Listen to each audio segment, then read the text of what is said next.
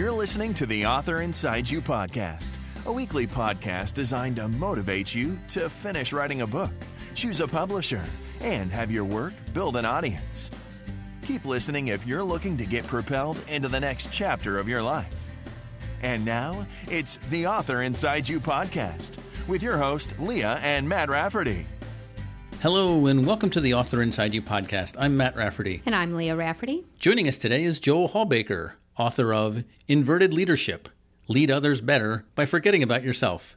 Joel is a husband, father, award-winning high school teacher, and soccer coach. As a speaker, he specializes in the topics of leadership, education, and the blended family life. Joel, thanks for joining us today. Hey, it's absolutely my pleasure. Thank you all for having me on the show. Well, Joel, how did your journey begin as a leader? Well, really, it began back in middle school and high school when my parents divorced right after my 8th grade year of school. And so the same time my parents divorced, my older brother moved out of the house. Oh. So I was 13 years old, and I went from being the youngest guy in the house to being the only guy in the house. Wow. And so very quickly had to learn new skills and take on increased responsibility and things like that. Now, my dad was still around. He came and picked us up for my younger sister and me for school every day. So he was still around, but he didn't live with us anymore. And so a lot of the things that he had taken care of, those fell on me. And unfortunately for my mom and sister, I'm not real good at fixing things, and I wasn't any good back then. But you do what you have to do, and from there it kind of I learned a lot about just what it means to be responsible, even if you maybe shouldn't have to be. And I learned a lot from both of my parents about sacrificing my own desires for the good of other people. They were both really great about that before and after the divorce. And got some great leadership experience in high school as a soccer captain on my high school team. And then I got married for the first time when I was 19, halfway through with my college career. Oh, okay. So getting married young, and then I stopped playing soccer because, again, the idea was if I'm old enough to be married, I'm old enough to actually take care of my family. So I stopped playing and got a job. And so my last 2 years of college were being a full-time student, full-time bartender, and also working part-time jobs helping coach the college team. I also had a wife, and my senior year of college found out we were pregnant. Wow. So, oh my gosh, you had a lot going on. Yeah. Yeah, so I grew up pretty quick. My first daughter was born 3 weeks after I graduated college. Wow. So I was 21 years old, and within about a 1 month time period, I graduated college, had a kid, and moved 500 miles away from home to take up a job as a high school teacher and soccer coach in Fayetteville, North Carolina.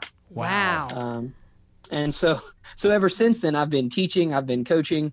I've actually have gone through divorce, and now I'm remarried. So obviously I've had some leadership failures along the way and learned a lot of those things. Mm-hmm. And some of those stories show up in my book as well. Because I wouldn't want to give the impression that it's all been, perfect and I've just, made great decision after great decision. In fact, a lot of what I've learned about leadership has come from making the wrong decision and having to deal with the consequences of it. Yes, that's what we hear a lot, right? You have to fail at things before you succeed. Yeah, right. So what was the process like for writing your book? Well, I had written an ebook, just a short kind of, you can read in about half an hour, it's maybe 50 pages, about my dad a few years ago. I had always wanted to write a biography about my dad because he was my hero, and I was a history major in college. So the idea of putting those two things together and writing a biography about dad really appealed to me. The problem is it didn't come together the way I wanted it to, and what it did is it morphed into an ebook on leadership, and that kind of gave me a writing bug. I'd written a couple other articles about different topics. J.R.R. Tolkien and C.S. Lewis are my two favorite authors of all time. Okay. And so I wrote an article about the religious influences on their writings, and that was pretty cool. And then about a year ago, I started doing public speaking, like you mentioned in the intro. And from there, I realized that one of the things I could do that would help me would be to write down a lot of the things that I talk about when I speak and put it into a book. And so that was a lot of fun just in terms of figuring out how to write a much longer body of work than I'd ever done before. I mean, I'd written 20 and 30 page papers in college. I'd written this article about Lewis and Tolkien. I've never tried to really write a full length book before. So that was really, I learned a lot of good lessons there. And what are some of the lessons that you learned? One of them is to ask for help. I got some great information from a couple of different websites on writing and self-publishing. There's one called The Creative Pen, a lady named Joanna Penn. There's one called Self-Publishing School by Chandler Bolt. There's another one called Bestseller Publishing by Rob Kosberg. And from all three of those places, I gathered really excellent information that I would not have known ahead of time. And so the first lesson I learned was be willing to go and ask people who know more than you do about what it is you're trying to get done.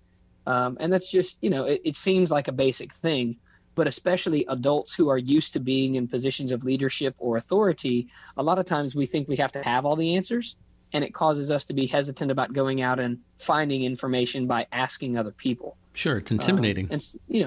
It is. It can be, or it just makes you feel like, well, I already know. I'm right. a school teacher. I teach kids how to write essays. I should know how to do this. Well, so the first lesson was ask for help. The second lesson was writing a book is not like writing anything else.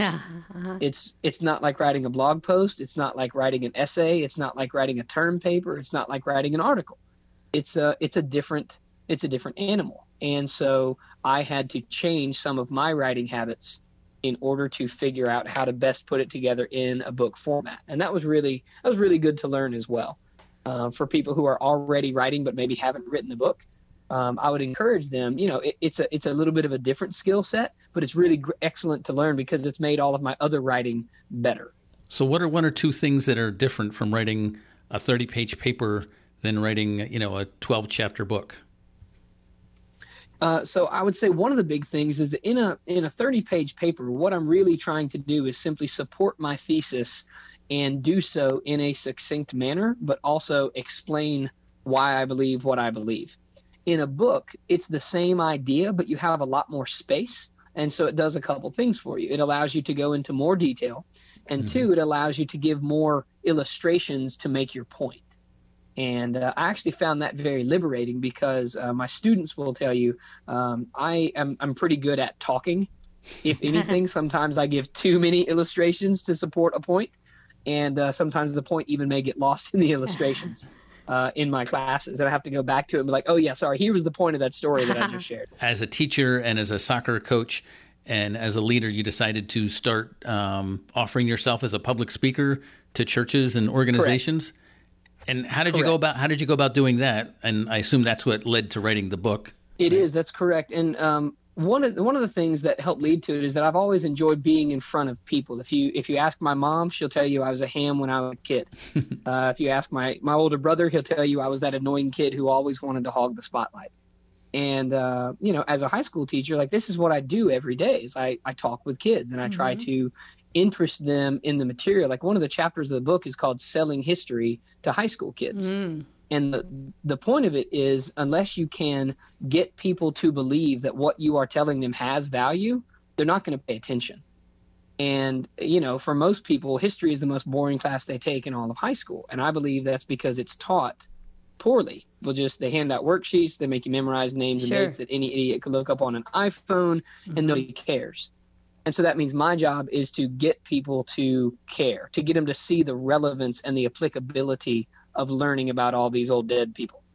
And so, in terms of wanting to become a public speaker, it was the same sort of thing where I believe that I have a good message to share. And so the question is, how can I best go about doing that? What are the best audiences that I could be in front of? And as a guy from small town Alabama who doesn't have an immediate claim to fame, how do I get people interested in what I have to say? Because I was never a CEO. I never won a national title. I played college sports, but at a very small NAIA school. I wasn't an Olympian. I didn't climb Mount Everest. You know what I mean? When you think of celebrities that have a hook, they typically have some really cool story. Well, on the surface of it, like I'm just a divorced, remarried guy from Alabama. That doesn't exactly inspire a whole lot of people to go, oh, I bet he has a great message. So how did you do it? And so what I've had to do is, so what I've had to do is I've had to start small. And I went to people that I knew. So I went to pastor friends of mine and I said, hey, would you let me come and speak with your youth group? And they said, yeah, sure. So let me come in and I'd speak. And typically the feedback was, wow, that was really great. And I said, okay, great. So who would you recommend me to go talk with next? Well, hey, let me call my buddy's church and have you go talk with their youth group. Great. Or I'd go speak at local civic organizations, the Rotary Club, the Kiwanis Club, those kinds of things, the Lions Club, and I'd go speak with them. And sometimes people from the audience would come up to me afterward and they'd say, hey, we'd love you to come talk with our business. We'd love you to come talk with our student organization at the local university. Wow, that's wonderful. So that's kind of, yeah, and I've been very blessed. That's how it got started. And so since then, I've been able to, I've spoken at a conference in Pensacola, Florida recently for the Southern Criminal Justice Association. And I'll be speaking at a family conference in Orlando, Florida the week before Christmas I'm excited about. And then I'm looking at speaking at a few different church conferences next year in different cities. And it's just kind of grown. And the key is to be able to get my foot in the door. And then really when I do, just do a great job. And not just on the stage, but to really ahead of time be very easy to work with. And when I'm there, show them that I care about their organization, that what I'm there to do is serve them, and just really do a great job with the time that they give me. And again, a lot of those lessons I learned from a guy named Grant Baldwin, who has a program called Booked and Paid to Speak. He also has you can find him, it's called thespeakerlab.com. And he's a former youth pastor who became a public speaker. And now he spends his time teaching people to be better speakers. And I've benefited a ton from his work as well. So those things those have been really, really helpful resources for me. Well, what sounds nice is not only is he teaching you people how to be a good speaker, but it sounds like also how to be a good person. But you mentioned that you're there to serve the people who have brought you there. And I think that sounds really nice, because some speakers just come in, get out, It's just a gig for them, right? So it sounds like you take this very seriously, which is, I'm sure the audience members see that, and that's probably why your word of mouth is going so well.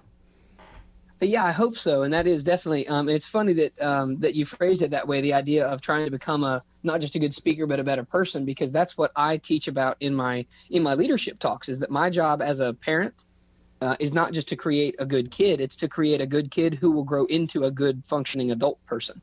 My job as a teacher is, it's not just to create good students, it's to see why being a good student will help you become a good person. Mm-hmm. And so it's not that you have to have A's to be a good person, but the thing is, if you learn good habits about studying and being kind to other people and putting forth good effort, if you learn those habits in the classroom, well, now you're on your way to becoming a better person. And the same thing with my soccer coaching. If I can create a team full of kids who are better than I ever was at soccer, we'll be good. But if all I ever teach them is how to kick a ball and run fast, I wasted their time, because they're not going to be professional soccer players. So what I need to do is I need to focus on helping them become better people, so that when they graduate high school, they didn't just have fun playing soccer. I hope they did. And I hope that we are successful and win a lot of soccer games. But more importantly, I want them to leave knowing that they became better people. That's what I really want, because ultimately they're going to be a person a lot longer than they're going to be a soccer player. Well, bravo, so that's really bravo.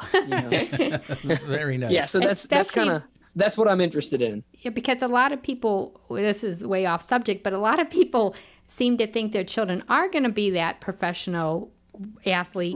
And that is the problem, that they're so stuck in that. They're not thinking about, oh my gosh, they're a person and they have to interact with others. So thank you for doing that. Right. It's funny. I just heard some parents yesterday talking about hiring an individual coach for their 10-year-old soccer playing child. Right. And you think, really? Right. That's what the child needs coaching on? Right. Yeah, no, I've actually done some individual training, but like you kind of implied, it's normally with older players. It's with kids who are middle school or high school that have serious college or beyond kind of ambitions. Mm-hmm. Sure. When you're 10 years old, that seems like a bit of a stretch. Yes, I completely agree with you. It's, you're 10, you need to be being a kid. You need to be playing a whole bunch of different sports, and you need to be running around in the backyard chasing your dog. And anyway, that's my personal view on it. But like you mentioned, the idea is to help people become better people. And this, so coaching soccer is just the vehicle for helping my players become better people. The classroom, the history classes and the Bible classes that I teach, those are just the vehicles. Really, the goal is how do we help you learn good habits that will become lifelong habits? How do we teach you to become a good person through the game of soccer? Because if we do those things, we're going to be successful. One of the things that I wrote about in the book, there's a chapter called results versus relationships. And so the idea there is, which, as a leader, should you be focused on? Should you just be focused on getting the result that you need, or should you focus on having good relationships? Actually, the subtitle of that chapter is winning argument even a thing? Because so many times we get into arguments and we're not actually trying to solve a problem. We're just trying to win the argument. And especially in relationships, and you guys are married, if somebody wins an argument in a marriage, typically you didn't actually win. Right. You may have won that particular argument, but really what suffers is the relationship. I tell a story in the book about what I call the dishwasher story from my first marriage. And my wife at the time and I we spent 30 minutes one day standing in the kitchen, and I would load the dishwasher and she would unload it and reload it. And then I would unload it and reload it. And I don't remember who started it and I don't remember who finished it.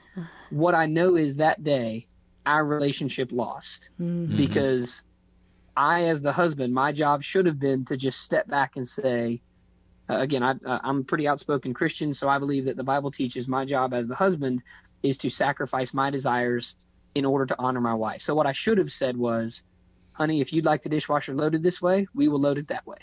And instead, I wanted to get it right. I wanted to prove that I knew what I was talking about. And so ultimately, the loser in that situation was our relationship. And that's true of any leader. If I have to prove that I'm right, and if that comes at the expense of my relationship with my audience, then even if I won the argument, I've lost a much bigger battle. And that's not worth it. Yeah, it's very, very interesting. Right. Yeah, very interesting.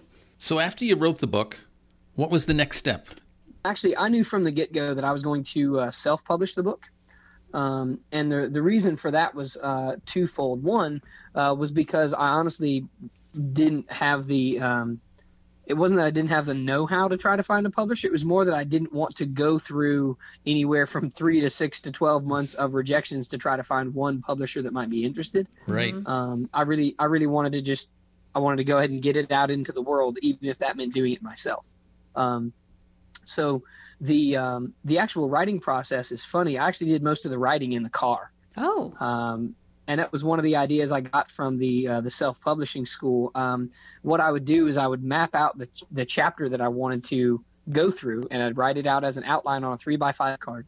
And then I took my father's old miniature cassette recorder, like you'd see newspaper people have from the 1990s. Sure. And I would drive down the road, and I would have my 3x5 card kind of taped to the steering wheel, and I would hold the cassette recorder in one hand and drive with the other hand. And I would speak the chapter and then bring it home and hand my wife the tape, and she would type it up for me. And that became the rough draft. Wow, that is nice. And I wish I were clever enough to come up with that myself, but I totally stole that idea from Chandler Bolt. Right. But that was a lot of fun because it also involved my wife in the editing process, because she would hear it and she would type it and she'd say, this part was you kind of rambled here. You're going to want to tone that down. Or this story that you told here, that works pretty well, but you may want to consider changing some of these aspects of it. It allowed me to get a lot more feedback, even in the rough draft stage. And so that was pretty cool. And so then once it was all written, the next step was getting it fully edited by a couple of independent sources. And was that difficult to find an editor that you wanted to work with? It wasn't really, because I had already reached out to 2 or 3 people in my kind of friend circle and network that were interested in the topic. So what I did is I reached out to a pastor friend of mine that I teach with, and another pastor friend of mine who is he was an old college soccer teammate of mine. And I reached out to them and basically said, hey, would you guys read this and give me some feedback on it? And they did, and it was tremendously helpful. And then after that, I reached out to an editor and basically said, I want you to just do sort of editing of like punctuation and grammar, but like the content I'm pretty happy with. Okay. And so I was able to go on Fiverr, which is an excellent resource. Sure. And reached out to an editor there, and they edited the book and got it back to me in maybe a week or so. And then the next step was trying to find or get a cover designed. And again, I reached out to 4 or 5 different artists on Fiverr and had them create different designs. We picked the one that we liked the best. And then we went through Amazon Kindle or the Amazon self-publishing, what is it, Create Space maybe? Mm-hmm. Sure. Mm-hmm. And that was what we did. So once we had the cover design, once we had the editing done, once we had the formatting done, it was just a matter of kind of uploading it and then, telling people that it was available. Great. And did you have a launch party or a big event? I didn't necessarily have like an in-person event. I did kind of a launch, a book launch with a group of my people who had sort of helped me throughout the process. So I sent out early copies to them, like early PDF copies, so they could read it and they could leave a review on Amazon and that sort of thing. And then I, put it on my social media. I sent it out to my email list, that kind of thing. And I was very pleased because within maybe a month of publishing it, I had sold enough copies of it to make back what it cost to get all the work done. You know what I mean? The publishing and and so that was really cool. That was my big goal for the book was one, to make enough to pay for it, and two, for the book to open doors for more speaking opportunities. And I feel like it's done that. And so I've been very, very pleased with the response that it's gotten. I was blessed because there's a lady who's pretty well known in the business mentor space named Dondi Scumaci. And she, I met her, I interacted with her via social media, and she was kind enough to agree to write the foreword for me. Oh. And put a blurb on the back of it. And there's another gentleman who is a well-known pastor and professor in Orlando who wrote a blurb about the book for me. And so I was very blessed to get some people who, again, they don't know me, but they were willing to read the book and they were impressed enough with it to compliment it publicly, which really helped me out. Yes, so that's wonderful. That is great. Yeah, so that was pretty cool. At your speaking events, do you sell copies after you're finished, like in the back of the room? Yeah, depending on the event I do. Sometimes I take some with me. Some events really don't necessarily, like, that's not what they're there for, so I don't bother. But I've been very blessed. That's one of the ways that I've been able to sell a bunch of copies was, like you mentioned, kind of back of the room. I've also just given away a ton of copies because, again, once the book was paid for, my goal was simply to get it into as many hands as possible. So I did a free book giveaway over the summer, and in a 3-day period, I had like 350 people download the book for free. Great, jeez. And then last week was a week ago tonight actually was my birthday. Oh, and happy belated birthday. Thank you very much. So I'm a huge J.R.R. Tolkien fan. And if you've read The Hobbit or The Lord of the Rings, you know that when hobbits have birthdays, they give other people gifts. Yeah. So I started that habit a few years ago. So this year for my birthday, I gave my book away for free again. So again, over about a 4-day period, I had 150 or 200 more people download a free e-copy of the book. So it's like, great. Well, so at this point there are, there's close to 1,000 people that have a copy of the book. Oh, now, that's they didn't sell that many, but there's 1,000 copies of the book out there. Well, that makes me happy because that means there's close to 1,000 people who have said your book is worth my time.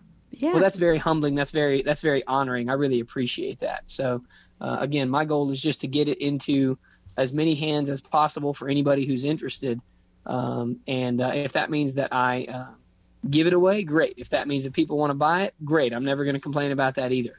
But I'm excited to see the gospel shared through being able to get the book out there into the world. That's been a lot of fun. Right. 1,000 people is a lot. So my friend Dave Jackson talks a lot about podcasting, and he says he used to be a teacher. So if he had a classroom of 25 people, so if you figure 1,000 people read your book, think of how many classrooms of 24 or 25 people that is. That's huge. That's exactly right. Yes, so, absolutely. Congratulations. That's fantastic. Well, thank you. I'm not sure if it's quite there. I'd have to go back and check the numbers, but that's the best round estimate that I've got. So I'm pretty happy with that. Yes. Right. And what about your high school students? What do they say about your book? It's really funny. I had a few of them who were very interested. In fact, I've had a couple that have bought it. I've had a couple of their parents come up to me and say, "Hey, I really enjoyed your book." Oh, great. And that kind of thing. And then I get other kids who, even though I've talked about it in class, they look and they go, "Wait, you wrote a book?" There's always those kids, right? It's a reminder to keep myself humble, there's no prima donna celebrity going to my head here. Because it's also a short book. It's just over 100 pages. You could probably read the whole thing in 2 hours. And that was kind of on purpose, is I wanted to write a book that has the potential to change people's lives, but it's not going to take you 2 weeks to slog through reading it for 3 hours a night. That people don't have that. Most of the time, people don't give that kind of time to a book anymore. At least not a lot of people do. I'm kind of a book nerd. I think that's the school teacher in me. And even I sometimes don't read as much as I would really like to. So I try to create a book that's easy to read. It's fun. It's enjoyable. It's entertaining. It's engaging. But it's also one that has the power to change the way that you think about every relationship that you're in. And if the book can do that for somebody, if it can help one person make a different life choice than I did, if it can help them make a better life choice, then that's totally worth it. Right. Can we go back to the cover? You said you talked to a couple of different people on Fiverr. Did you just tell them what you were thinking, not the graphic wise, just as this is what in my head I'm thinking, and they all came up with different directions, or how did that work? That's a great question. So again, I got some information about this from both Rob Kosberg and Chandler Bolt, and what they suggested is when you contact an artist, to give them some guidelines. So there was a whole in Chandler Bolt's book Publish, he gives a whole list. He says if you're going to talk with an artist about your cover, here's what you should tell them. Tell them what your favorite colors are, or what you want your cover to be like in terms of a color. And then tell them some of the main words that come to mind when you think about your book, when you think about your title and the key words of the book. What are some images that come to mind? What are some phrases that come to mind? And then maybe give them some ideas about different images you might want on there. So I mentioned things like having arrows or a microscope or a magnifying glass or things like that, things that imply looking at things from a different perspective. Because the title's Inverted Leadership, right? And so then I put together a list of the colors, the images, the keywords, and I sent them to a few different artists and said, here you go. And, come up with, based on these ideas, what do you come up with? And again, I paid all of them for their work. And then I just took the one that I liked best. Or actually, that's not true. We actually, my wife and I took the 3 that we liked best and put them together as a poll on our social media channels, and basically polled everybody that looked at it and said, which of these do you think would be the best cover for the book? That must have been fun to see what other people thought. It was. Yeah, it was. And not only which one do you like, but why? That was pretty fun too, to get some feedback on, okay, so excellent. I'm glad you like this particular cover. Why this one instead of the other 2? Or what was it about this one that caught your eye? That kind of thing. Yeah, I guess that's great feedback, because you want to know if someone else is just looking for books. Oh, yeah, why did that catch your eye? Right. Okay, that sounds like a wonderful plan. Right. Good job. Right. Yeah, and again, it was helpful to me because again, I got a lot of this information from people who know a lot more about it than I do. And one of the great reminders in that book Published was, hey, listen, it doesn't matter if you love your cover. What matters is if the people that you want your book to go to love your cover. Right. Because if I love the cover but nobody else does, I might be happy, but nobody's bought the book, and that kind of defeats the purpose. Great advice. Right. Which is why. So if the whole point is to get the book into the hands of other people, you need to give them a cover that they want, even if it's not your favorite. I think that's very important advice. Ooh, I wouldn't have thought about that, but that was really helpful. So that was really great. That was very helpful advice to me as well. So hopefully some of your audience that'll help them out as well. Sure. Well, speaking of helpful advice, do you have any advice for somebody who's working on their book and hasn't finished it yet, or has set it off to the side?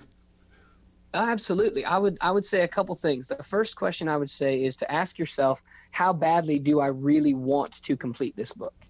And the reason I say that is because once I had the final draft done, the first draft done, that's when the real work started. Because I remember getting finished with the first draft right around Christmas and thinking, oh, I'm done. This is great. And I wasn't anywhere near done. I still had to go back and edit every single chapter. And then I had to go back and I had to revise every single chapter. And then we had to do the cover design. Then we had to get it formatted. Then we had to get it actually to the, get it all uploaded and published. And so what I would say is, how badly do you want to get this done? Because if you're treating it like a hobby, you're never you're never really going to buckle down and finish it. If you truly want it finished, you have to commit to it. And what I mean by that is, if it's something you really want done, you will make the time to make it happen. Again, I don't say this to boast, because I don't think that I did anything spectacular. But what I did is I simply carved out time to make it happen. So again, I don't have time to sit down at the computer and write, because I have a 45-minute commute in the morning to get to the school where I teach, and a 45-minute drive home. And then I have soccer to coach after school. And then I've got a wife, and I've got 2 kids, and we've got 2 big old rescue dogs. And, life is busy, just like for everybody else. Sure. So where did I have time to write? Well, the answer is I had time in the car, and I had time on school breaks. So over Christmas break, I spent half my break editing the book. Okay. And spring break, I did the same thing. And anytime I had a holiday from school, I did the same thing. And it only took me 1 school year. But during that school year, I sacrificed a lot of what would have been downtime to get the book done. And so you just have to say, okay, I'm going to commit to doing this. And the second piece of advice, and I got this from a lady named Neen James, who is just a fabulous resource in terms of organizing and managing your time. She wrote a book actually recently called Attention Pays, and it's about getting rid of the distractions and focusing on what's important.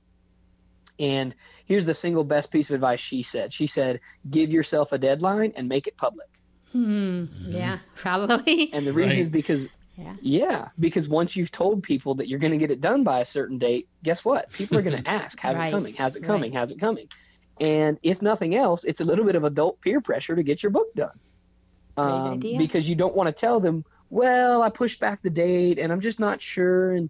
And so give yourself a deadline and make it public. Because the other thing she says that I found to be true is your work will fill up whatever time frame you allow it to. So if you give yourself 3 hours to do a task, guess how long it's going to take you? Right. That's correct. Probably going to take you 3. If you'd only given yourself 2 hours, you would have found a way to get it done in 2 hours most of the time. Sure. That's correct. And so, again, I found that to be very helpful. It seems common sense, but it's not something I was smart enough to come up with on my own. Yeah. Sure. A good example. A good example of that is when people say, like, the day before vacation, all the things that you can get done. It's just crazy. You don't get nearly that much done on a typical day, but you're just running around, going to the bank and packing everything and finding things. And you brought up you're exactly right. You brought up the social media. What have you found to be your best social media outlet? Well, in terms of marketing the book, I would say probably Facebook and Twitter, but that's because I'm only on Facebook, Twitter, and LinkedIn. And LinkedIn I've found to be much more. It's still been helpful, but it's much more about making connections professionally, not so much about marketing a product. At least not for me. And maybe that's just because I don't know anything about marketing. At least I didn't before this process. Again, I'm a history major who has been a school teacher for my whole life, or just about my whole adult life. I didn't ever take a business class in college. I never dreamed of being an entrepreneur. And so this whole world is new to me. So through Twitter, I was able to connect with a lot of author groups that were helpful in teaching me how to promote the book. And through Facebook, I became part of author and podcast groups, and that helped me promote the book. And again, on LinkedIn, it's not that it's a bad place to do it, because I love LinkedIn, but I just haven't found the right way to use LinkedIn to do book marketing yet. So again, it may be simply more about lack of knowledge on my part, as opposed to LinkedIn's not as good for that. When it comes to other social media, I don't know anything because I don't have them. I am a self-avowed curmudgeon and dinosaur when it comes to technology. Well, it sounds like a lot of people we speak to, Facebook seems to be their best platform. Absolutely. And if you remember when we were actually trying to set up this podcast, it was difficult on my end, not because you guys made it difficult, but because I'm not familiar with the technology for this particular format. So it was like, wait a minute, I think my wife's phone will do that. I know my phone won't do it. You know what I mean? Yeah. So I had to ask my wife, I'm like, honey, can I borrow your phone? Can you log me into Facebook on your phone? Okay, thanks. And she did all that before she left. Yeah. So that was really helpful to me. Great. But again, it's just like we said at the beginning, is ask people who know more than you do, and then learn from them.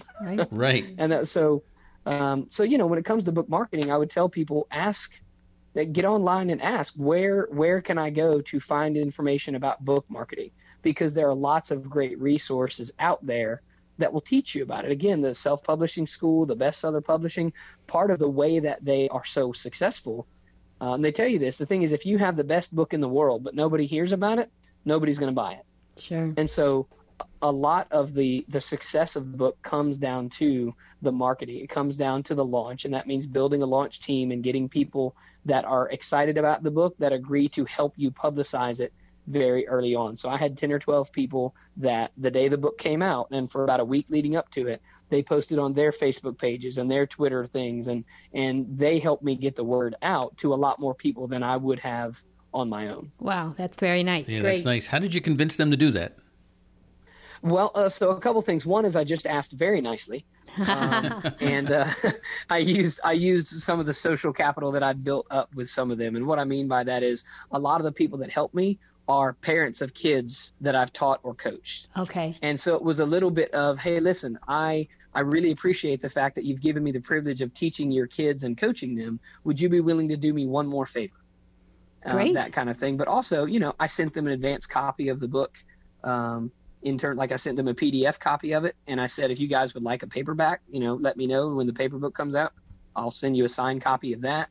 And, just that sort of thing. The other part of it was through the speaking. It was, if you have a venue where you need a speaker, call me and I'll come do it for free in return for you helping me launch my book. That sort of thing. Excellent idea. Good. Because then everybody wins. I get another chance to go practice speaking. Mm-hmm. They get a speaker they didn't have to pay for, mm-hmm. and everybody, as long as I do a good job, everybody wins. Great. And somebody might want to buy your book.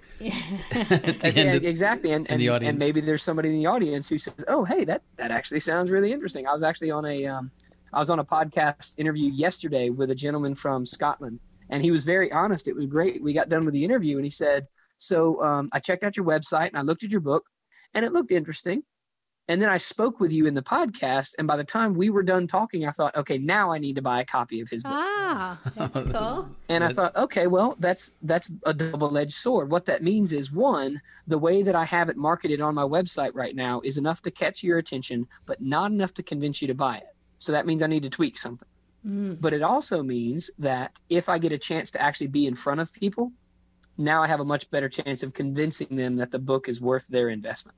Okay, good. Well, those are both good things to know. Absolutely. So I appreciated that kind of feedback that he gave me. Sure. And then, you seem like a very personable person, which, of course, always helps with any kind of sales, right? And also learning, because as a teacher, I'm sure if you're with your personality, people will listen to you. Instead of, like you said, instead of just standing up there, here are the dates, memorize this. Yeah. So. That's awful. Yeah. The last thing is, how can our listeners reach out to you? Yeah, thank you for asking. I would love to connect with any of your audience that are interested. The best way is to go to my website. It's just www.reallifeleading.com.